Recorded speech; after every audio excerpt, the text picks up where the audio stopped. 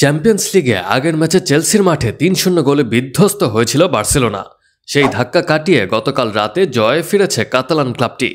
ঘরের মাঠ ক্যাম্প নুতে ফ্রাঙ্কফুর্টের বিপক্ষে বার্সার জয় ২-১ গোলে। বার্সার জয়ে দুটি গোলই জুলুস কুন্দের।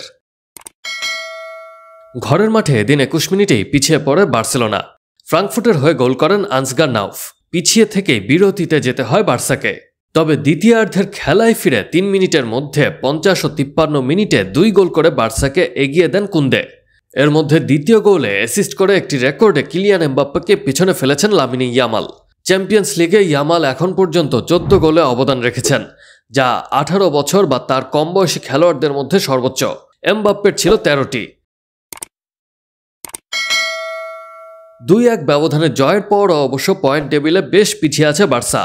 ৬ ম্যাচে ৩ জয়, ১ ড্র ও ২ হারে ১০ পয়েন্ট পাওয়া বার্সা এখন ১৪ নম্বরে।